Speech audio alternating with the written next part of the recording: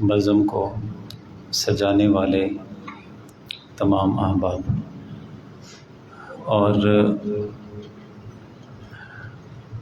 یہ بزم یقیناً سجتی ہے سامعین کے ساتھ، یعنی آپ لوگوں کے ساتھ۔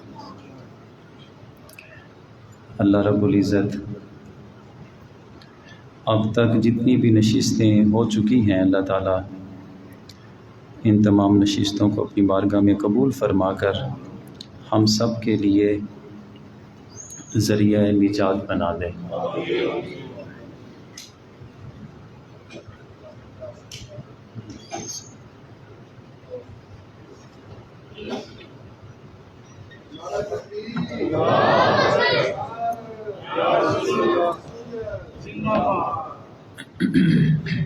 ایسے تشریف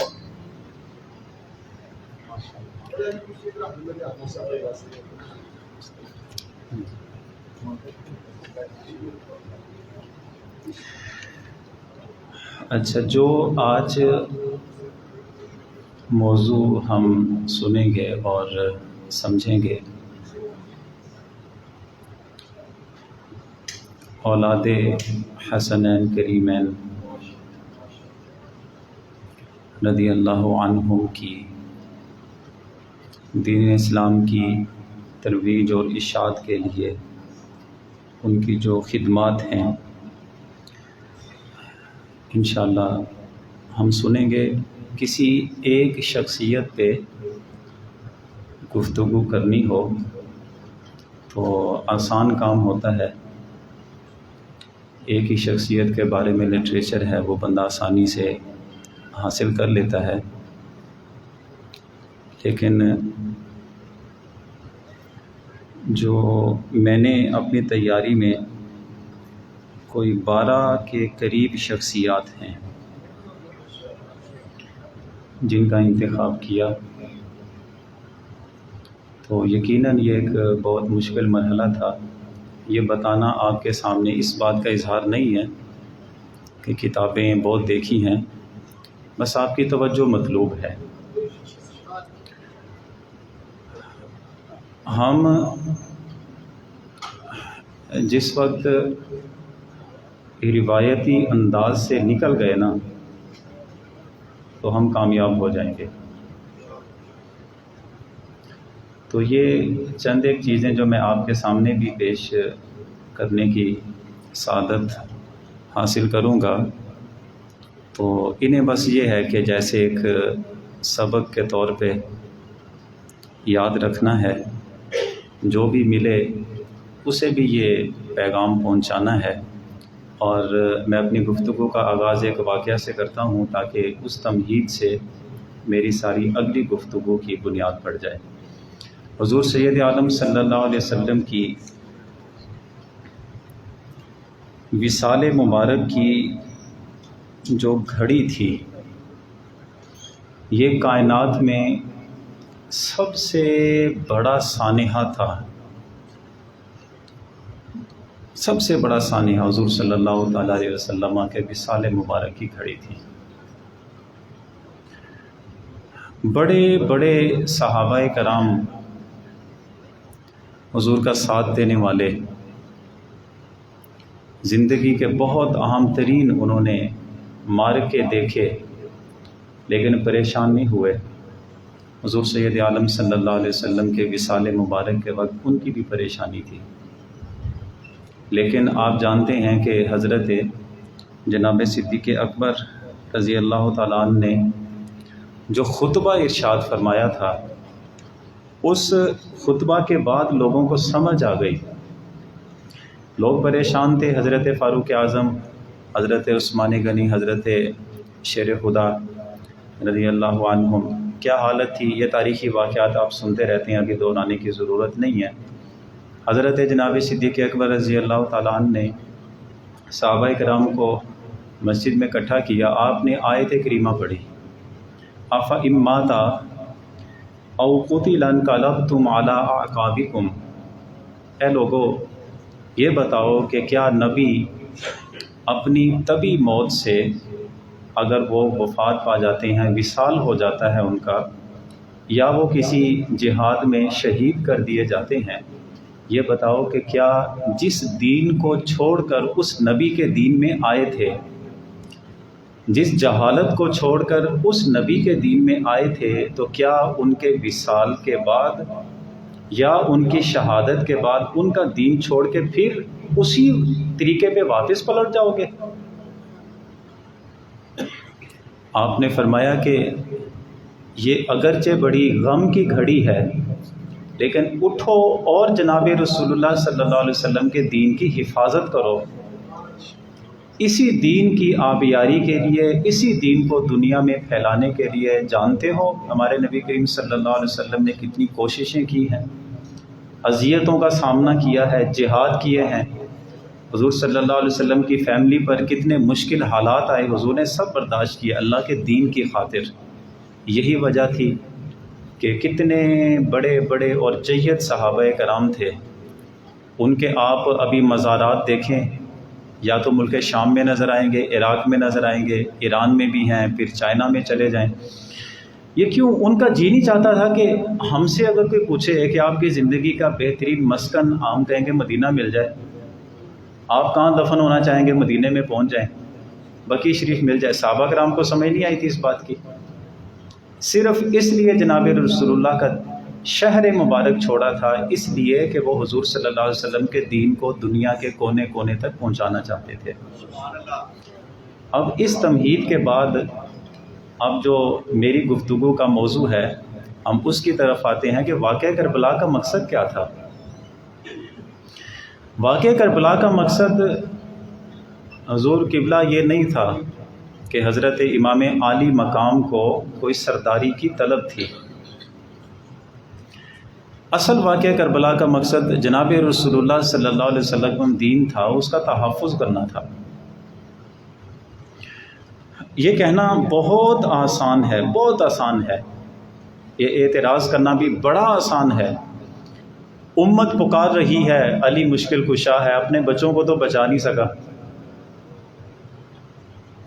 حضرت جی یہ ان کرامات کے ظہور کا وقت نہیں تھا، ورنہ حضرت امام عالی مقام کے سامنے اپنے خاندان کے لیے پانی کا انتظام کرنا، خوراک کا انتظام کرنا کوئی مشکل کام نہیں تھا۔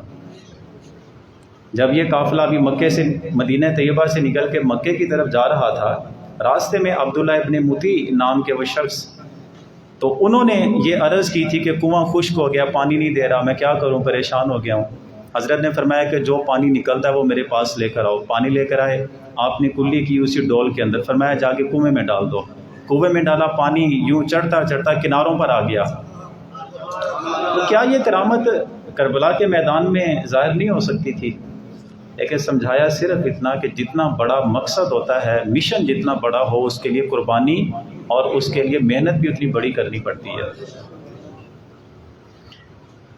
اپنی جان کا نذرانہ پیش کر دیا، 72 کے قریب آپ کے رفقا، جس میں آپ کے خاندان کے افراد بھی شامل تھے اور دیگر احباب بھی تھے، انہوں نے اپنی جانوں کے نذرانے پیش کیے، دین قائم ہو گیا، اور جو مخالف تھا ذلیل ہو گیا، رسوا ہو گیا۔ اتنی رسوائی اس سے بڑھ کے کیا کہیں کہ یزید کے بعد آج تک امت میں کسی کو اتنی جرت نہیں ہو سکی کہ اپنے بیٹے کا نام یزید رکھ سکے۔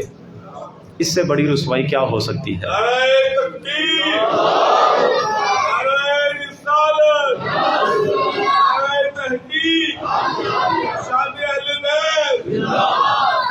اچھا، اب جو ان کے واقعہ کربلا کے بعد جو نفوس قدسیہ، چاہے وہ حضرت امام عالی مقام امام حسین کے صاحبزادے ہوں رضی اللہ عنہ، یا حضرت امام حسن پاک کی اولاد میں سے ہوں، چند ایک کا تذکرہ میں آپ کے سامنے کروں گا کہ انہوں نے واقعہ کربلا کی حقیقت جو سمجھ لی تھی کہ دین اسلام کی پاسداری کے لیے، اس کے تحفظ کے لیے اور دین اسلام کی بقا کے لیے سب سے قیمتی چیز تو بندے کی اپنی جان ہوتی ہے نا۔ یہ جان بھی چلی جائے، دین بچ جائے تو کون سا آپ نے برا کام کیا؟ آپ تو زندگی کی حقیقت کو سمجھ کے سرخروئی حاصل کر جائیں گے اگر بندہ اپنی جان دین اسلام کے تحفظ کے لیے قربان کر دیتا ہے۔ پہلے میں تذکرہ کروں حضرت امام حسن پاک کی اولاد کا، اور یاد رکھیں جتنا بھی دین اسلام کا تحفظ کیا، مختلف قسم کے طریقے اپنائے گئے، جہاد کے ذریعے دین اسلام کو قائم کیا گیا، بچایا گیا، پھر آگے اس کی ترویج و اشاعت بھی ہوئی، درس و تدریس جو مستقل طور پہ بیٹھ کے قرآن کی، سنت کی، فقہ کی، تصوف کی تعلیم دینی ہے، اس لحاظ سے بھی حضرات حسنین کریمین کی اولاد نے بہترین قسم کے کارنامے سر انجام دیے۔ ایک طریقہ ہوتا ہے اپنے کردار کا، اور اخلاقیات کے ذریعے سے آپ کسی کو تعلیم دیتے ہیں، اس میں بولنا کم پڑتا ہے، اپنی زندگی کے جو طور طریقے ہیں اسی سے لوگوں کو تعلیم دینی ہوتی ہے۔ یہ تینوں طریقے ہی ہماری گفتگو کا موضوع رہیں گے انشاءاللہ۔ حضرت امام حسن پاک کے صاحبزادے ہیں حضرت امام حسن مصنع، یہ بڑے صاحبزادے ہیں حضرت امام حسن رضی اللہ عنہ کے، اور یہ تاریخی حقائق کو ہمیشہ یاد رکھیں کہ واقعہ کربلا کے غازیوں میں جہاں امام زین العابدین شمار ہوتے ہیں، ایسے ہی حضرت امام حسن مصنع بھی واقعہ کربلا کے غازیوں میں شمار ہوتے ہیں۔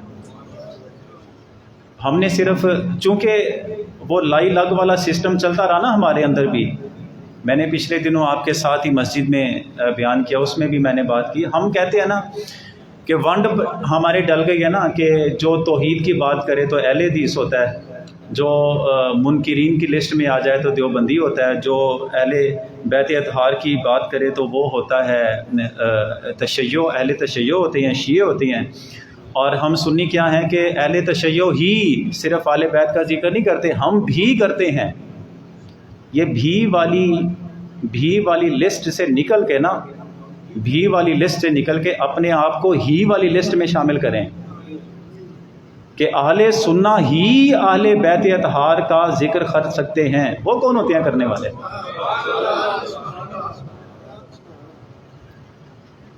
شور شرابے، مرثیے اور نوحے کے علاوہ پیغام دیا کیا ہے آج تک امت کو؟ جب ہم لائی لگ والے ایک معاملے کے پیچھے پڑ گئے تو ہمیں یہی معلوم ہوا کہ امام زین العابدین رضی اللہ تعالیٰ عنہ صرف بچے تھے، باقی سارے شہید ہو گئے تھے۔ یاد رکھیں امام زین العابدین بھی بچے تھے، امام حسین کی اولاد سے تھے، اور امام حسن مصنع حضرت امام حسن کی اولاد میں سے فرق یہ تھا، امام زین العابدین بیمار تھے، وہ میدان جنگ میں نکل نہیں سکے تھے، قدرت کو یہی منظور تھا کہ وہ نہ نکلیں، کیونکہ انا اعطیناک الکوثر کا جو وعدہ ہے، اے میرے محبوب تیری نسل کے منقطع ہونے کا جو ایک قول کرنے والا ہے اور جرت کرنے والا ہے، اس کی نسل کو ختم کر کے اے محبوب تیری نسل کو قیامت تک ہم نے پھیلانا ہے۔ وہ اسی صورت میں پھیلے گی کہ امام حسین کا لخت جگر اسی دنیا میں موجود رکھا گیا۔ اسی طرح حضرت امام حسن مصنع بہت زیادہ زخمی ہو گئے تھے، حتیٰ کہ ان لوگوں نے سمجھ لیا کہ شاید ان کی شہادت ہو گئی ہے، سارے اسی طرح مارے گئے ہیں ان کے نزدیک۔ ایک قبیلہ آیا، زخمیوں کو اٹھایا، ان میں سے ایک حضرت امام حسن مصنع بھی تھے، اپنے قبیلے میں لے گئے، علاج معالجہ ہوا، اس کے بعد صحت یابی کے بعد ان کو مدینہ طیبہ بھیج دیا گیا تھا۔ اچھا، حضرت امام حسن مصنع جب مدینہ طیبہ میں پہنچے، مستقل طور پہ بیٹھے، آپ نے قرآن عزیز کی تفسیر کا درس شروع کیا، حدیث طیبہ کا درس شروع کیا۔ مدینہ طیبہ میں بہت بڑا ایک مجمع ہوتا تھا جو ان سے آ کے فیض یاب ہوتا تھا۔ چند ایک نام آپ کے سامنے میں عرض کروں کہ حضرت اسحاق ابن یسار مدنی، جن کے بیٹے محمد نے سیرت النبی پر ہماری تاریخ اسلامی میں سب سے پہلی کتاب لکھی ہے، باپ فیض یاب ہوتا ہے امام حسن مصنع سے۔ حضرت امام مسلم کے جو راوی ہیں، ان میں سے سب سے بہترین راوی فضیل ابن مرزوق امام مسلم کے راویوں میں شمار کیے جاتے ہیں۔ یہ شاگرد ہیں حضرت امام حسن مصنع کے۔ امام ترمذی رضی اللہ تعالیٰ عنہ کے جتنے بھی بڑے مشائخ ہیں، اساتذہ ہیں، ان میں ایک نام ہے سہیل ابن ابی صالح، جو راوی ترمذی شریف ہیں، یہ بھی شاگرد ہیں امام حسن مصنع رضی اللہ تعالیٰ عنہ کے۔ آپ اندازہ لگائیں کہ یہ بہترین قسم کے محدث، فقہا، اور یہاں پر ایک مجھے قول بھی یاد آیا کہ فقہا نے لکھا کہ مدینہ طیبہ میں تفسیر کے معاملے میں جب حضرات کا اختلاف ہوتا تو جو حضرت امام حسن مصنع نے کسی بھی آیت کریمہ کی تفسیر میں قول اختیار کیا ہوتا تھا، لوگوں کے نزدیک قابل اعتماد قول وہی شمار کیا جاتا تھا۔ یہ دین اسلام کی خدمت کا ایک طریقہ ہے۔ اور جب آپ خطبہ ارشاد فرمایا کرتے تھے، بڑے غور سے اس چیز کو سنیے گا، خطبہ ارشاد فرمایا کرتے تھے تو لوگوں کو بڑی ہدایت کا، رہنمائی کا اس میں خزانہ ملا کرتا تھا۔ آپ فرماتے تھے کہ میں نے بڑے بڑے لوگ دیکھے ہیں دین اسلام کو نقصان پہنچانے کی کوشش کرتے ہیں، لیکن 2 لوگ ایسے ہیں جنہوں نے میری کمر توڑ کے رکھ دی ہے۔ پوچھا گیا کون سے لوگ؟ آپ نے فرمایا کہ پہلا صوفی، ایسا صوفی جسے دین کی تعلیم کا کوئی پتہ نہیں ہے، بے علم صوفی، اس نے میری کمر توڑ کے رکھ دی ہے۔ کیوں؟ کہ لوگوں کو کیا سکھائے گا؟ بزرگی کے روپ میں لوگوں کو جہالت کے سوا کچھ نہیں سکھائے گا۔ لوگ تو یہ سمجھیں گے کہ اس کا جبہ کبہ، دستار، داڑھی، سارا کچھ، لیکن علم سے خالی صوفی لوگوں کو بزرگی کے روپ میں جہالت کے علاوہ کچھ نہیں سکھائے گا۔ اور دوسرا آپ نے فرمایا کہ ایسا عالم جو زہد و تقوی سے خالی ہو، ایسا عالم بھی کیا کرے گا؟ صرف بناوٹ کی باتیں کرے گا، لوگوں کے سامنے صرف اپنی واہ واہ کرانے کے لیے کچھ بھی کہہ سکتا ہے۔ زہد و تقوی سے خالی ہے تو سمجھ لے کچھ بھی اس کے پلے نہیں ہے۔ یہ 2 قسم کے لوگ ہیں جنہوں نے میری کمر توڑ کے رکھ دی ہے۔ تو دیکھیں کس انداز میں حضرت امام حسن مصنع حضور صلی اللہ تعالیٰ علیہ وسلم کے دین اسلام کو اگلی نسلوں میں منتقل کرتے نظر آتے ہیں۔ پھر انہی کے صاحبزادے حضرت عبداللہ ہیں، جن کو عبداللہ محض بھی کہا جاتا ہے۔ محض کہتے ہیں خالص النسب آدمی کو۔ خالص النسب کیسے ہیں؟ کہ جن کے ماں کی طرف سے اور باپ کی طرف سے کوئی بھی آمیزش نہ ہو کسی اور نسب کی۔ ان کے والد گرامی حضرت امام حسن مصنع، جو بیٹے ہیں امام حسن پاک کے، ان کی والدہ محترمہ سیدہ فاطمہ جو بیٹی ہیں حضرت امام حسین کی رضی اللہ تعالیٰ، تو اس لحاظ سے ان کو حضرت عبداللہ محض کہا جاتا ہے۔ اب دیکھیں، اپنے باپ سے علم سیکھا اور بڑے بڑے جید قسم کے جو اعلی علم تھے ان سے علم سیکھا۔ آگے جب پڑھانے کے لیے بیٹھتے ہیں تو زمانے نے گواہی دی کہ ان کا جو لقب ہے وہ لقب محدث مدینہ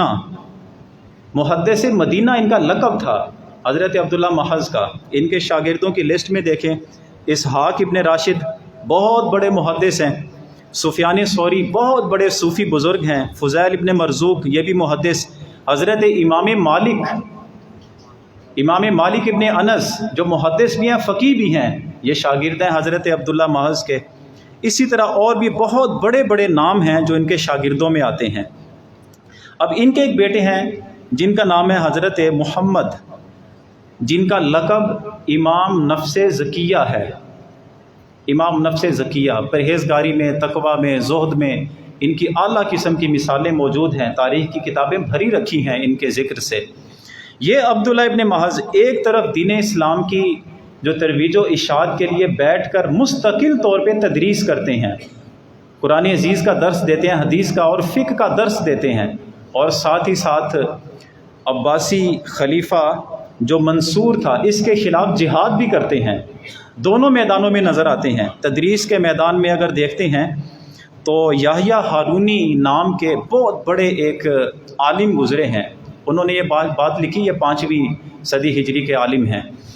انہوں نے لکھا کہ حضرت امام محمد جو فقہائے احناف میں ایک بڑے فقیہ کی حیثیت رکھتے ہیں، ان امام محمد کی جو کتاب ہے کتاب السیر، جو اصل جب آپ فقہ حنفی کی بنیاد تلاش کرتے ہیں ان کی بنیادوں میں کتاب السیر بھی شامل کی جاتی ہے۔ امام محمد ابن حسن شیبانی سے جب پوچھا گیا کہ آپ نے کتاب السیر اپنی کتاب کا نام رکھا اور اپنی کتاب کو لکھنے کے لیے آپ نے سامنے آخر کوئی نہ کوئی لٹریچر تو رکھا ہوگا نا، وہ سامنے جو کتاب ہے جس کو دیکھ کر آپ اپنی کتاب لکھ رہے ہیں، یعنی آپ کی کتاب کا ماخذ کیا ہے؟ وہ بتاتے تھے کہ میری کتاب السیر کا اصل ماخذ امام نفس زکیہ کی کتاب السیر تھی۔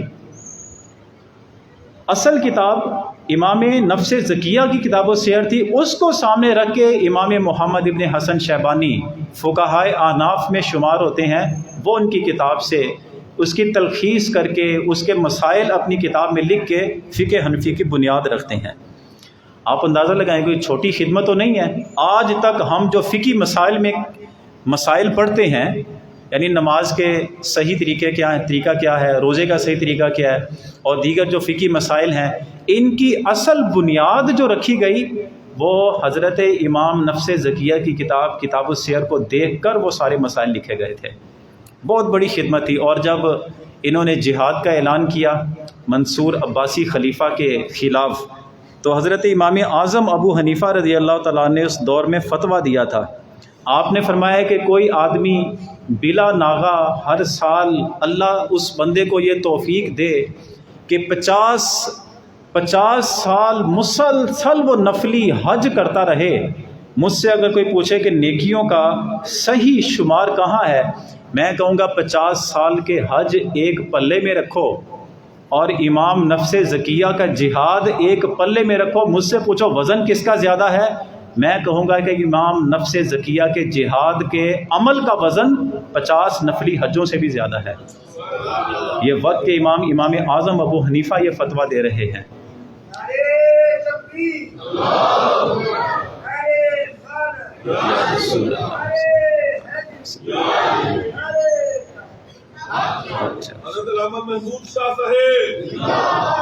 میری بات آج نہ کریں جی، اہل بیت اطہار کا ہی تذکرہ ہے تو انہی کی بات زیادہ زیب دیتی ہے۔ اللہ سلامت رکھے آپ کو۔ اچھا، ان امام نفس زکیہ نے جس وقت 3 بیٹے تھے، تینوں بیٹوں کو آپ نے جہاد کے لیے مختلف علاقے ان کو دیے تھے۔ ایک بیٹا تھا ان کا جن کا نام عبداللہ اشتر تھا۔ امام نفس زکیہ نے بھیجا کہ آپ ایسا کریں کہ آپ سندھ کی طرف چلے جائیں، وہاں پہ ہمارے ایک ماننے والے موجود ہیں، ان کے پاس چلے جائیں، ان کے پاس قیام کریں، ان کو جا کر جناب رسول اللہ کا دین سکھائیں، اور اگر جہاد کرنا پڑے تو وہیں کا لشکر بنا کے وہیں پہ ایک اپنی جماعت بنا کے جہاد شروع کر دینا۔ اور عباسی خلفاء نے پھر یہاں تک ان کا پیچھا کیا اور کراچی کے مقام میں پھر ان کو پکڑا گیا، وہیں پہ ان کی شہادت ہے۔ آپ جانتے ہیں امام نفس زکیہ کے یہ بیٹے عبداللہ اشتر کون ہیں؟ عبداللہ شاہ غازی رحمۃ اللہ علیہ، عبداللہ شاہ غازی۔ اور حضرت علامہ ڈاکٹر صاحب یہاں پہ بیٹھے ہیں، یہ شاہد ہیں، دیوبندیوں نے اپنی دیوبندیوں کی تاریخ میں پہلی مرتبہ اس بات کا اقرار کیا، اور وہ مان گئے ہیں کہ پچھلے چند ہفتے پہلے جو سیلاب، وہ سمندری طوفان تھا، وہ سمندری طوفان جو رکا ہے یہ اللہ کے اس مرد صالح عبداللہ شاہ غازی کی وجہ سے رکا ہے۔ اولاد کس کی ہیں؟ حضرت امام حسن پاک کی۔ انہی کے حضرت امام نفس زکیہ کے ایک بھائی تھے موسیٰ، عبداللہ محض کی اولاد میں سے، انہی کی اولاد موسیٰ کی آگے چلی، اور حضور غوث اعظم رضی اللہ تعالیٰ عنہ انہی کی اولاد سے ہیں۔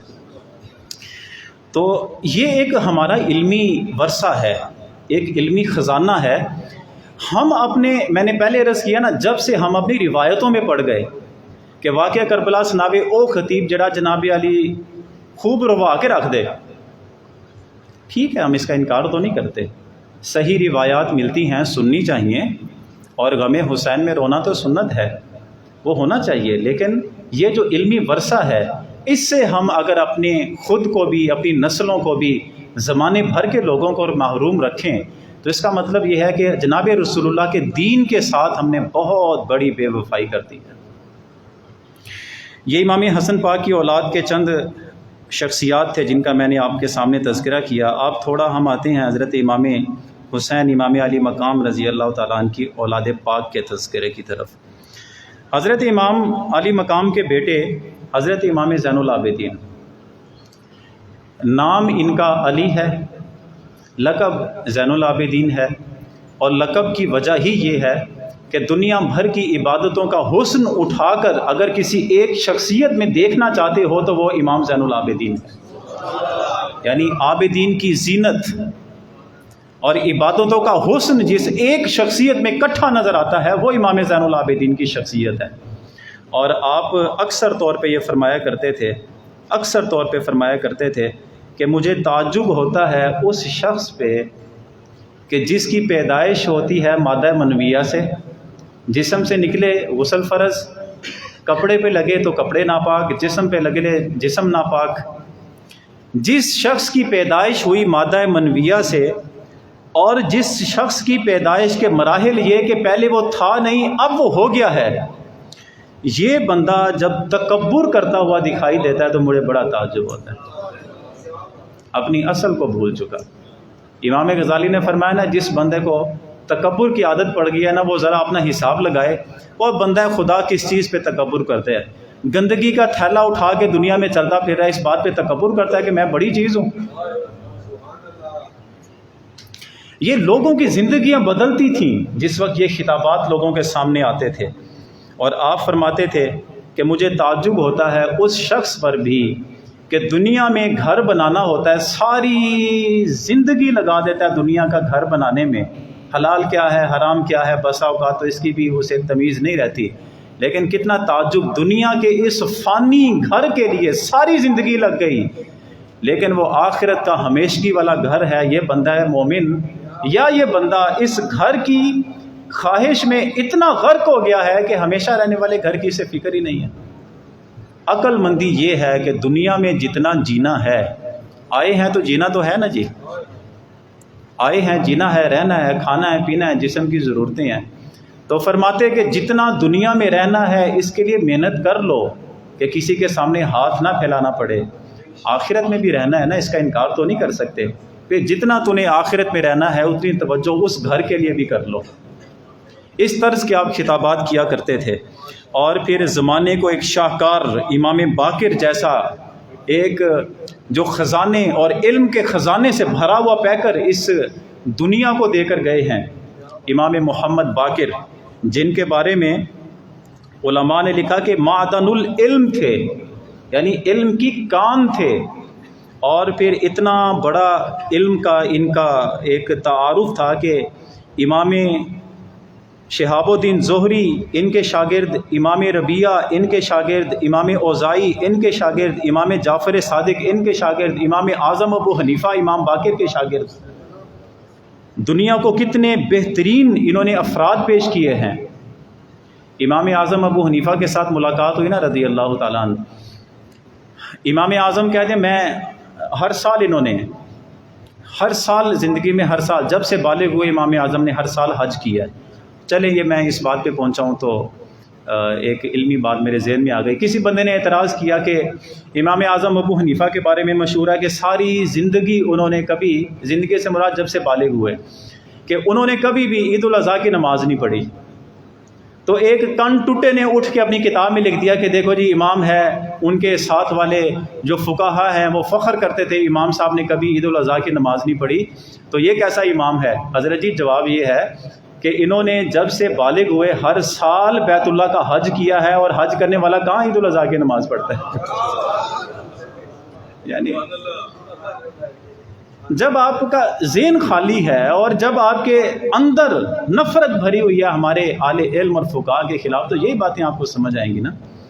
مدینہ طیبہ میں گئے، دیکھا حضرت امام باقر رضی اللہ تعالیٰ عنہ بیٹھے ہوئے ہیں، اور حضرت امام باقر کے کان میں کسی نے کہہ دیا کہ نعمان کوفی آیا ہوا ہے، تو حضرت امام محمد باقر کھڑے ہوئے، نعمان کوفی آیا ہے۔ اب وہ ایک دوسرے کے سامنے کھڑے ہیں، اور امام باقر فرماتے ہیں کہ حضرت آپ بیٹھیے نا، تو امام اعظم عرض کرتے ہیں کہ حضرت آپ بھی تشریف رکھیں، جیسے مروت اور پھر ادب اور احترام کا تقاضا ہوتا ہے۔ امام باقر بار بار فرما رہے ہیں کہ حضرت آپ بیٹھے نا، وہ بھی عرض کر رہے ہیں کہ حضرت آپ بھی بیٹھے نا، تو امام باقر کہتے ہیں کہ آپ بیٹھتے کیوں نہیں ہیں؟ تو امام اعظم جواب دیتے ہیں کہ میں تو اس حقیقت کو جانتا ہوں اور یہی سمجھتا ہوں کہ جناب رسول اللہ صلی اللہ علیہ وسلم کا زمانہ جن صحابہ کرام نے دیکھا، تو حضور کا ادب و احترام جو ان کے صحابہ کے لیے فرض تھا، آج ہمارے سامنے حضور کی اولاد کھڑی ہے، ہمارے اوپر فرض ہے کہ وہی ادب و احترام کریں، تو حضور آپ سے پہلے کیسے بیٹھ سکتا ہوں میں؟ اور پھر بعد میں کچھ گفتگو ہوئی، وہ ایک لمبی گفتگو ہے، وقت بہت لگ جائے گا۔ اس گفتگو کے بعد حضرت امام باقر رضی اللہ تعالیٰ عنہ نے حضرت امام اعظم کو اپنے سینے سے لگایا اور آپ نے ان کو سند دے کر روانہ کیا کہ امت میں جب تک نعمان کوفی جیسے لوگ موجود ہیں حضور کی امت گمراہ نہیں ہو سکتی۔ یعنی امام اعظم ابو حنیفہ کو جو سند ملتی ہے وہ امام محمد باقر رضی اللہ تعالیٰ عنہ سے سند ملتی ہے۔ سند کے اوپر ایمان ہوتا ہے نا۔ مجھ سے کہ پوچھے سند کہاں سے ملی ہے، میں کہوں گا جامعہ نعیمیہ سے۔ اچھا انفرادی بھی سند ملی ہے، میں کہوں گا ہاں جی انفرادی بھی سند ملی ہے، اس کا تذکرہ کروں گا۔ آپ پوچھیں گے اچھا کسی جو ہمارے پاکستان سے میں تو ہو گئی، لیکن غیر ملکی جو ہمارے بڑے عرب کے یا شام کے علماء ہیں ان سے بھی ملی، میں اگر کہوں کہ ہاں جی ان سے بھی ملی ہے، شان بڑھ جاتی ہے نا اسے بندے کی۔ امام اعظم ابو حنیفہ سے پوچھیں کہ آپ کو سند کہاں سے ملی ہے، تو اہل بیت اطہار کے فرد امام محمد الباقر سے ملی ہے۔ ایسے افراد کی تیاری کر کے پھر انہوں نے آگے دنیا میں بھیجا۔ ان کے بیٹے آتے ہیں، ان کا نام ہے حضرت امام جعفر صادق رضی اللہ تعالیٰ عنہ۔ 80 سنہ ہجری میں ولادت ہے۔ اپنے باپ سے بھی علم سیکھا امام محمد باقر سے، اور اپنے نانا حضرت قاسم ابن محمد ابن ابی بکر صدیق رضی اللہ تعالیٰ عنہ، ان سے بھی علم سیکھا۔ اب دیکھیں مسجد نبوی شریف میں بیٹھ کے درس و تدریس شروع کی۔ ان کے شاگردوں میں کون سے نام ہیں، چند ایک کا ذکر میں کروں۔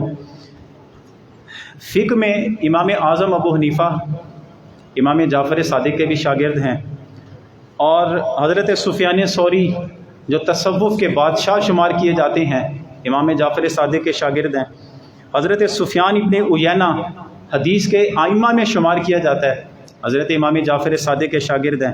حضرت امام مالک جو ایک ہی وقت میں فقیہ بھی ہیں، مجتہد بھی ہیں، محدث بھی ہیں، مفسر بھی ہیں، اور ادب و احترام کرنے میں تو ان جیسی مثالیں موجود نہیں ہیں ہمارے پاس۔ اتنا علم کا، ادب کا، احترام کا شاہکار شخص وہ شاگرد ہے حضرت امام جعفر صادق کا۔ اور یہ بات میں ایسے نہیں کر رہا، حضرت امام مالک سے جب کسی نے پوچھا تھا نا یہ کہ اتنا ادب اتنا احترام آپ کرتے ہیں حضور کی سنتوں کا، حضور کی حدیث کا، حضور کے شہر کا، کہ کتاب جو لکھی ہے کھول کے بیٹھے ہوئے ہیں، تو اس کا ورق پلٹنے کی آواز تک آنا، حضرت امام مالک کی مجلس میں ورق کو پلٹنے کی آواز تک نہیں آتی تھی، اور یوں مڑ کے وہ دیکھتے تھے حدیث کو، یعنی کتاب کو یوں نہیں موڑنا، خود مڑ کے۔ ادب تھا اس طرح حدیث کا۔ کسی نے پوچھا اتنا سنت کا احترام کرتے ہیں، حضور کی باتوں کا احترام کرتے ہیں، حضور کے شعر کا احترام کرتے ہیں، یہ بتائیں کبھی حضور کی زیارت ہوئی آپ کو؟ امام مالک سے پوچھا۔ امام مالک نے جواب دیا کہ جب سے میں نے ہوش سنبھالی ہے میری ایک رات بھی ایسی نہیں گزری جب حضور کی مجھے زیارت نصیب نہ ہوئی، ایک رات بھی۔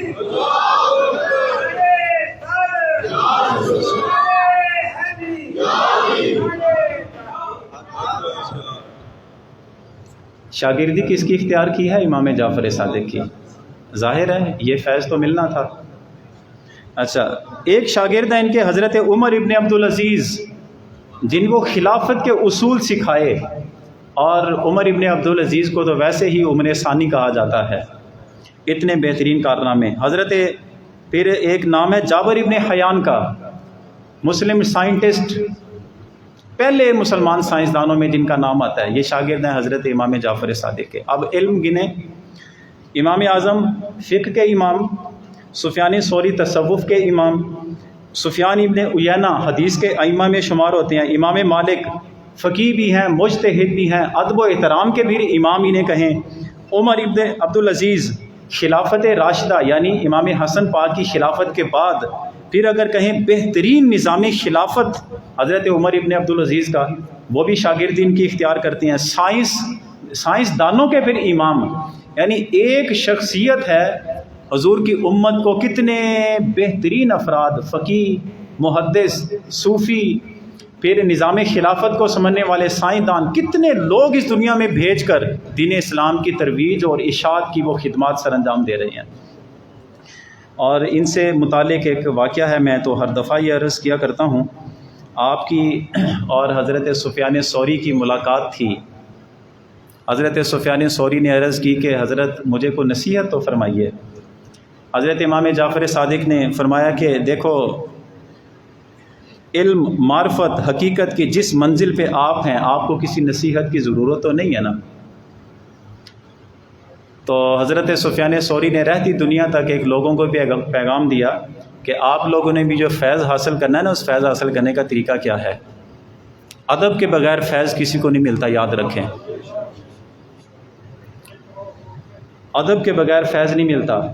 حضرت سفیان ثوری عرض کرتے ہیں پوری دنیا بھر جائے، پوری دنیا میں سفیان ثوری سفیان ثوری سفیان ثوری، ساری دنیا بھر جائے سفیان ثوری سے، دوسری طرف صرف آپ اکیلے بیٹھے ہوں، پوری دنیا سفیان ثوری جیسے لوگوں سے بھری ہو، آپ اکیلے بیٹھے ہوں، پوری دنیا آپ کے مقام و مرتبے کے برابر نہیں ہو سکتی۔ وجہ کیا ہے؟ ہم اگر کچھ بھی حاصل کرتے ہیں تو اپنی محنت، اپنی مشقت، اپنی جد و جہد، اپنے مراقبے اور یہ سارے مجاہدوں کی وجہ سے۔ آپ جو آل بیت اطہار کے فرد ہیں، یہ کسی مجاہدے کی وجہ سے نہیں ہوتا، یہ محض اللہ کے فضل سے آل بیت کا فرد بنتا ہے۔ جو آپ کا مقام و مرتبہ ہے وہاں تک ہم تو نہیں پہنچ سکتے۔ اب حضرت سفیان ثوری کو نصیحت کیا فرمائی، یاد رکھیے۔ حضرت امام جعفر صادق فرماتے ہیں بیٹا یاد رکھنا، ہماری ساری زندگی اسی فکر میں گزر گئی، اسی فکر میں گزر گئی، کل قیامت کے دن جناب رسول اللہ کے سامنے جائیں گے، ہمارے نامہ اعمال کو جب حضور دیکھیں، کوئی بھی گناہ اگر ہمارے نامہ اعمال میں موجود ہوا، حضور پوچھ لیں کہ اے میرے امتی، یہ گناہ لے کے میرے سامنے آیا ہے، کون سی گنجائش بچتی تھی کہ تیری نگاہ کسی گناہ کی طرف اٹھتی، تیرے ہاتھ کسی گناہ کی طرف اٹھتے، تیرے قدم کسی گناہ کی طرف اٹھتے؟ کیا تو نے جو حضور صلی اللہ علیہ وسلم کو ستایا گیا، اذیتیں دی گئیں، کیا ان کے بعد بھی تیرے لیے گنجائش بچتی تھی کہ گناہ کی طرف تو چلا جاتا؟ اہل بیت اطہار کے مقدس خون جو اس دین اسلام کی رگوں میں شامل ہیں، کیا اس کے بعد بھی گنجائش بچتی ہے کہ کسی گناہ کی طرف نظر اٹھا کے دیکھ لے؟ حضرت سفیان ثوری کہتے ہیں کہ زندگی کی حقیقت مجھے سمجھ آ گئی حضرت امام جعفر صادق کی اس قول سے، ساری زندگی ہماری جتنی بھی گزری اسی فکر میں گزر گئی، قیامت کے دن جناب رسول اللہ کا سامنا کیسے ہوگا۔ اور میرے خیال میں یہی بات سمجھنے کے لیے کافی ہے۔ پھر امت میں ایک بہترین شاہکار شخصیت ہیں حضرت با یزید بستامی رضی اللہ تعالیٰ عنہ، وہ بھی شاگرد ہیں حضرت امام جعفر صادق کے، ٹھیک ہے۔ اب میں ان کے بھی معاملات کی طرف چلا جاؤں، پھر وقت چاہیے، اگلی شخصیت کی طرف چلتے ہیں۔ میں تعارف آپ کے سامنے پیش کر رہا ہوں، باقی ہماری کتابیں بھری رکھی ہیں، آپ خود بھی تھوڑی کوشش کیا کریں پڑھنے کی۔ امام جعفر صادق کے آگے بیٹے ہیں حضرت امام موسیٰ کاظم۔ خواب میں دیکھتے ہیں امام جعفر صادق، جناب رسول اللہ صلی اللہ علیہ وسلم نے کرم فرمایا، حضور نے بشارت دی کہ اے میرے بیٹے جعفر، تمہارے گھر میں ان قریب اللہ اولاد عطا فرمائے گا، بیٹا ہوگا، اس کا نام موسیٰ رکھنا۔ پوچھا کہ حضور اس کی وجہ؟ آپ نے فرمایا کہ اپنی شکل و شباہت میں، قد و کاٹ میں اللہ کے محبوب نبی حضرت موسیٰ علیہ السلام کے مشابہ ہے، اس لیے اپنے بیٹے کا نام موسیٰ رکھنا۔ حضرت امام موسیٰ کاظم یہ بھی استاذ ہیں ایک لحاظ سے امام اعظم ابو حنیفہ کے، اور ان کی جب ملاقات ہوئی تھی امام اعظم کی ان سے، امام موسیٰ کاظم تھے، تو دیکھتے ہی امام موسیٰ کاظم نے فرمایا کہ تم وہ کوفہ میں بیٹھنے والے نعمان ہو؟ ہاتھ جوڑ کے کھڑے ہو گئے، حضور مجھے صرف اتنا بتائیں کہ پہلی ملاقات ہے تو آپ نے مجھے کیسے پہچانا، یا کسی نے بتایا؟ فرمایا کہ بتایا کسی نے نہیں، میں نے پہچان لیا۔ حضور بتائیں نا کیسے پہچانا؟ قرآن عزیز کی آیت کریمہ پڑھی، سیماہم فی وجوہہم من اثر السجود، کہ کثرت سجود کی وجہ سے اللہ تعالیٰ اس بندے کے پیشانی میں ایک نور پیدا کر دیتا ہے۔ امام موسیٰ کاظم نے فرمایا کہ وہ نورانیت جو تمہارے چہرے میں چمک رہی ہے، اس نورانیت نے بچا دیا کہ وہ کوفے کا جو معروف آدمی ہے یہی ہے جسے امام اعظم ابو حنیفہ کہتے ہیں۔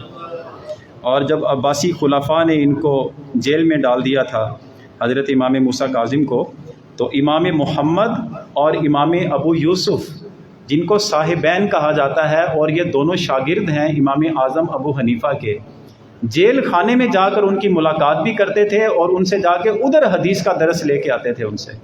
इमाम मूसा काज़िम थे। इनके आगे बेटे हैं इमाम अली रज़ा। अब मैं बिल्कुल ज़्यादा मुख्तसर करता जा रहा हूँ। इनके बेटे इमाम अली रज़ा हैं और इनका मकाम व मर्तबा क्या है, निशापुर के इलाके में चले गए। निशापुर में तो उधर दो बड़े मुहद्दिस रहते थे, अबू ज़ुरआ राज़ी और हाफिज़ मोहम्मद इब्ने असलम तूसी। बहुत बड़ा एक मजमा लगा हुआ है इनके इर्द गिर्द। ये दोनों हजरात वहाँ पे पहुँचे और अर्ज़ करते हैं कि हज़रत आप हमारे निशापुर में आए हैं तो कोई हदीस पाक ही सुना दें जो आपने अपने आबाओ अजदाद से सुनी हो। और याद रखें कि 2000 के करीब कातिबीन हदीस उस वक्त वहाँ पे मौजूद थे उस मजमे में। जो बड़े बड़े आइम्मा हदीस से वो हदीसें लिखते थे, 2000 तो वो तादाद है, उसके अलावा बाकी लोग अलग थे। अच्छा, अब हज़रत से जब दरख्वास्त की गई हदीस सुनाएं तो उन्होंने हदीस क्या सुनाई, सुनिए।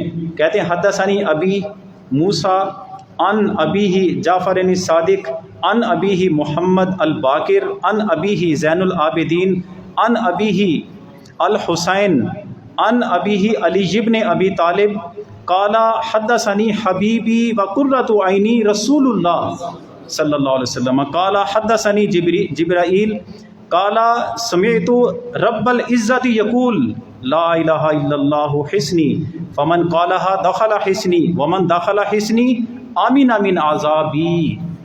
कहते हैं मैंने हदीस सुनी अपने वालिद गिरामी मूसा काज़िम से। उन्होंने फरमाया कि मैंने हदीस सुनी अपने वालिद गिरामी इमाम जाफ़र सादिक से। उन्होंने फरमाया कि मैंने हदीस सुनी अपने वालिद गिरामी मोहम्मद अल बाकिर से। उन्होंने फरमाया कि मैंने हदीस सुनी अपने वालिद गिरामी ज़ैनुल आबिदीन से। उन्होंने फरमाया कि मैंने हदीस सुनी अपने वालिद गिरामी इमाम हुसैन से। उन्होंने हज़रत अली शेर खुदा से। हज़रत अली शेर खुदा कहते हैं कि मैंने हदीस सुनी अपने महबूब और अपनी आँखों की ठंडक जनाब रसूलुल्लाह से।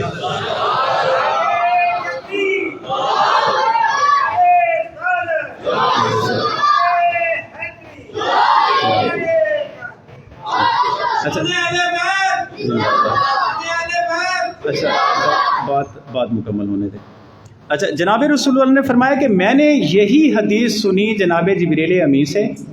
जिब्रील अमीन ने मुझे बताया कि ये बात मैंने अल्लाह रब्बुल इज़्ज़त से सुनी है। बात क्या है, अल्लाह जल्ल शानहू ने इरशाद फरमाया ये जो कलमा तैयबा है ला इलाहा इल्लल्लाह, अल्लाह ने फरमाया कि ये मेरा किला है। किला है, एक महफूज दीवारें करके आबादी को सेव कर लिया जाता है, महफूज कर लिया जाता है, ये मेरा किला है। तो जिस बंदे ने ये कलमा तैयबा पढ़ लिया गोया कि मेरे किले में आ गया, और जो बंदा मेरे किले में दाखिल हो गया समझ लो कि वो मेरे अजाब से महफूज हो गया। कलमा तैयबा बंदा मोमिन के लिए निजात का ज़रिया है। अच्छा, ये जो लड़ी चली है ना सारी, इमाम अली रज़ा ने बयान की, जितनी भी लड़ी चली है, इमाम अहमद इब्न हम्बल के पास जब ये हदीस पहुंची इसी सनद के साथ, इसी लड़ी के साथ, उन्होंने कहा कि मेरा विजदान कहता है कि अगर कोई पागल आदमी आपके सामने होश में ना आ रहा हो, ये सारे हुजूर की आल औलाद के नाम लेके ये सारी हदीस पढ़ के अगर उस पर दम कर दें तो अल्लाह उसे भी शिफा अता फरमा देगा। इतने ये मुकद्दस खून हैं, इतने मुकद्दस रिश्ते हैं जिनके साथ ये हदीस जुड़ी है। अच्छा, फिर हमने एक नाम देखा है हज़रत मारूफ़ करखी का। हज़रत मारूफ़ करखी जानते हैं? मारूफ़ करखी कौन है? बगदाद के बड़े बुज़ुर्ग हैं। बल्कि मैं थोड़ा सा चलते हैं फिर। हज़रत मारूफ़ करखी के शागिर्द भी हैं और मुरीद भी हैं हज़रत सिरी सकती। हज़रत सिरी सकती के आगे मुरीद भी हैं, शागिर्द भी हैं हज़रत जुनैद बगदादी। ये हज़रत जुनैद बगदादी जिनका सिलसिला तरीक़त दुनिया में फैलाया है हुज़ूर दाता अली हजवेरी अलैहिर्रहमा ने। लड़ी चलती है मारूफ़ करखी से। और हज़रत सिरी सकती कहते हैं कि दुनिया में अल्लाह जल्ल शानहू ने जितनी कबूलियत की जगह बनाई है ना, कबूलियत की जगह, आप वहाँ पे जाके सिर्फ दुआ करें, आपके खड़े पैरों पे आपकी दुआ कबूल हो जाएगी। फरमाते हैं कि उन मकबूल और जो दुआएं कबूल होने की जो जगह हैं उनमें एक जगह हज़रत मारूफ़ करखी का मज़ार मुबारक भी है। मारूफ़ करखी कौन है? اگر آپ تھوڑا سا تاریخ کا مطالعہ کریں گے نا، جا کے ان کے حالات پڑھیں گے، تو آپ کو معلوم ہوگا کہ حضرت امام علی رضا کے گھر کے خادم تھے معروف کرخی، بغداد جن کے فیض سے بھرا ہوا ہے، امت مسلمہ جن کے فیض سے آگے پھر حصہ لیتی ہے، فیض یاب ہوتی ہے، خود فیض کیسے حاصل کر رہے ہیں؟ حضرت امام علی رضا کے گھر کے مجاور بن کر۔ یہ ہیں دین اسلام کی خدمات جو آل بیت اطہار کے آگے جتنے بھی افراد ہیں انہوں نے پیش کی۔ پھر ایک انہی کی شخصیت سے چلیں، اب ذوق بنا ہوا ہے میں بات عرض کر دوں۔ ابو حبیب نام کا ایک شخص شام میں رہتے تھے، مجھے تھوڑا وقت بتا دیں گے؟ بس آگے مختصر کر کے ختم کرتا ہوں۔ ابو حبیب نام کے ایک بڑے معروف شخص تھے شام میں۔ وہ کہتے ہیں کہ میں نے خواب میں دیکھا کہ ہمارے علاقے کے لوگ حج کرنے کے لیے جب وہ قافلہ بناتے تھے تو ہمارے شہر میں ایک تھڑی بنی ہوئی تھی، وہ حاجی لوگ سارے نہ وہاں پہ آ کے سامان رکھتے جاتے تھے، اس کے بعد پھر ایک اعلان کیا جاتا، پھر حاجی سارے جمع ہوتے وہاں پہ، اس کے بعد پھر وہاں سے سامان اٹھایا اور قافلہ بن گیا، حج کے لیے روانہ ہوتے تھے۔ کہتے ہیں میں نے خواب میں دیکھا کہ حاجی اسی طرح بیٹھے ہیں، تو وہ لوگ جو پیچھے رہ گئے ان کا انتظار کر رہے تھے۔ اتفاق سے میں نے یہ دیکھا کہ اس تھڑی پہ جہاں پہ لوگ اپنا سامان رکھتے تھے تو ہمارے کریم نبی حضور سید عالم صلی اللہ علیہ وسلم وہاں پہ جلوہ گر ہیں، اور ایک آدمی آیا، اس نے کھجوروں کا بھرا ہوا تھال ہے وہ حضور کے سامنے پیش کیا، حضور مٹھی بھر بھر کے یوں دے رہے ہیں لوگوں کو۔ ابو حبیب کہتے ہیں میں بھی چلا گیا، میں جب گیا تو میں نے بھی حضور کے سامنے ہاتھ کیا، حضور مجھے بھی دیں، تو حضور نے یوں مٹھی بھری اور میرے ہاتھ میں رکھ دی۔ میں نے گنا تو 18 کھجوریں تھیں۔ میں اگلے دن جب اٹھا، اور یہ بات پھر بیچ میں رہ جائے گی، میں صبح اٹھا، خواب میں کھجوریں کھا رہا تھا، جب صبح اٹھا تو وہ رات کو خواب میں کھجوریں جو کھائیں ان کی لذت اور ان کا ذائقہ، ان کے ذرات جب رات کو سو گیا تھا، جب صبح اٹھا تو وہ ذرات میرے دانتوں میں لگے ہوئے تھے۔ اچھا، وقت گزر گیا، میں نے سوچا کہ یہ 18 سے کیا مراد ہے؟ پھر میں نے حضور سے مانگی، میں نے کہا حضور کچھ اور بھی دینا، آپ نے فرمایا کہ بس 18 پہ اکتفا کرو، اس سے زیادہ نہ مانگو۔ صبح اٹھا، میں نے یقین کر لیا کہ حضور نے 18 سے آگے جو نہیں دی نا، اس کا مطلب ہے کہ اے ابو حبیب تیری زندگی کے 18 سال باقی ہیں، اس کے بعد تمہیں زندگی نہیں ملے گی۔ اور مورخین نے لکھا کہ 18 سال پورے کیے، اگلے سال ہی فوت ہو گئے۔ ابو حبیب کہتے ہیں کہ مجھے پتہ لگا ایک مرتبہ کہ حضرت امام علی رضا ہمارے شہر میں آئے ہوئے ہیں۔ میں ملنے کے لیے گیا تو اتفاق سے اسی تھڑی کے اوپر حضرت امام علی رضا بیٹھے ہوئے تھے۔ میں گیا، میں نے سلام پیش کیا، سامنے بیٹھا ہوا تھا، گفتگو فرما رہے تھے۔ ایک آدمی آیا کھجوروں کا تھال لے کے امام علی رضا کے سامنے رکھ دی۔ حضرت نے کھجوریں اٹھائیں، مجھے کہا کہ ابو حبیب یہ لو۔ میں نے گنی، وہ 18 کھجوریں تھی۔ میں نے پھر یاد کیا، میں نے کہا حضرت جی اور؟ تو فرماتے ہیں کہ اللہ کی عزت کی قسم تمہیں سچ بتانا، کیا 18 کے بعد میرے نبی نے عطا فرمائی تھی؟ جب میرے نبی نے 18 کے بعد نہیں عطا فرمائی تو میں کون ہوتا ہوں حضور سے آگے بڑھنے والا؟ یعنی کسی مقام پہ کرامت کا ظہور ہو رہا ہے، کسی مقام پہ افراد تیار کیے جا رہے ہیں، کسی مقام پہ جہاد کیا جا رہا ہے۔ یعنی زمانے نے جس چیز کا تقاضا کیا ہے کہ جناب رسول اللہ صلی اللہ علیہ وسلم کا دین اس لحاظ سے محفوظ ہو سکتا ہے، حضرات حسنین کریمین کی اولاد نے اسی انداز میں حضور صلی اللہ علیہ وسلم کا دین کو محفوظ کیا اور اگلی نسلوں تک منتقل کیا۔ ان کے بیٹے امام محمد تقی ہیں، ان کے بیٹے آگے امام علی نقی ہیں، ان کے بیٹے آگے امام حسن عسکری ہیں، اور آخری جو پھر امام ہیں امام مہدی، ان کا انتظار ہو رہا ہے۔ میں اپنی بات ختم کروں گا۔ امام حسن عسکری، بیچ میں 2 شخصیات کا میں نے صرف نام لیا اور ان کی جو خدمات ہیں میں نے بالکل چھوڑ دی۔ آخری امام جو امام حسن عسکری ہیں، ان کی شخصیت کی آخری بات کر کے گفتگو ختم کرتے ہیں۔ ایک مجذوب بزرگ تھے، گزر رہے تھے، دیکھا کہ چھوٹی عمر ہے ابھی امام حسن عسکری کی، کھڑے ہوئے تھے اور رو رہے تھے۔ مجذوب بزرگ گئے، کہنے لگے کہ اے بیٹے کون ہو؟ کون ہو؟ عاجزی انکساری اختیار کی کہ دنیا میں اگر کوئی اچھا کر جائیں گے تو تعارف ہو جائے گا، ابھی اچھا کرنے کی نئی عمر اور اچھے اعمال پلے میں نہیں ہیں تو کیا تعارف کروانا ہے اپنا؟ خاموش رہے۔ مجذوب کہتے ہیں کہ بیٹا تمہارا دل نہیں چاہتا کہ جس طرح باقی نوجوان لڑکے ہیں بچے ہیں وہ کھیل رہے ہیں تو تم بھی جا کر کھیلو ان کے ساتھ۔ آیت کریمہ پڑھتے ہیں افحسبتم انما خلقناکم عبثا، اے لوگو کیا تم نے یہ گمان کر لیا ہے کہ تمہیں فضول پیدا کیا گیا ہے؟ وَأَنَّكُمْ إِلَيْنَا لَا تُرْجَعُونَ، کیا دنیا میں اتنے غرق ہو کے رہ گئے یہ خیال بھی تمہارے اندر سے ختم ہو گیا کہ تم نے لوٹ کر اللہ کی طرف جانا ہے؟ مجذوب کہتے ہیں میں حیران ہو گیا کہ چھوٹی عمر کا بچہ مجھے بتا رہا ہے اور قرآن پڑھ کے سنا رہا ہے۔ دنیا کے اندر مشغول رہنے والے ان کو اتنا بھی یاد نہیں ہے کہ مرنا ہے، اللہ کی بارگاہ میں حاضر ہونا ہے، اپنے کیے کا حساب دینا جا کے اللہ کی بارگاہ میں۔ اور اس کے بعد بچہ اس قدر رویا کہ بے ہوش ہو گیا، اور جب ہوش آئی مجذوب پھر پوچھتے ہیں کہ یہ تو نے سبق کہاں سے سیکھا، کہاں سے سیکھا یہ سبق؟ وہ کہتے ہیں کہ اللہ نے ارشاد فرمایا دوزخیوں کا کہ دوزخ کی آگ کو جب بھڑکانے کا اللہ ارادہ فرمائے گا اس میں ارشاد فرمایا وقودھا الناس والحجارہ، دوزخ کی آگ کا ایندھن پتھر اور اس میں ڈالے جانے والے لوگ ہوں گے۔ مجذوب پوچھتے ہیں کہ بیٹا یہ سبق کہاں سے سیکھا؟ کہا کہ اپنی ماں سے سیکھا ہے۔ ماں سے کیسے سیکھا؟ کہا کہ میری ماں سالن بنانے کے لیے بڑی بڑی لکڑیاں لگاتی ہے، جب ان کو آگ نہ لگ رہی ہو پھر وہ چھوٹی چھوٹی ساتھ لگاتی ہے، چھوٹی لکڑیاں جلدی آگ پکڑ لیتی ہیں، پھر ان سے بڑی آگ پکڑ لیتی ہیں۔ میں چھوٹی سی عمر کا مجھے ڈر لگتا ہے اگر میں اسی طرح مر گیا، قیامت کے دن اللہ نے اگر دوزخ میں ڈال دیا، بڑی لکڑیوں کو جب آگ نہیں لگے گی، کہیں ایسا نہ ہو کہ مجھے چھوٹی لکڑی بنا کے استعمال کر دیا جائے۔ اتنی فکر آخرت اور اتنا اپنے اعمال کا محاسبہ حضرت امام حسن عسکری رضی اللہ تعالیٰ، یہ وہ ہدایت کا پیغام ہے، یہ وہ ہمارا علمی خزانہ ہے، یہ وہ ہمارا علمی سرمایہ ہے۔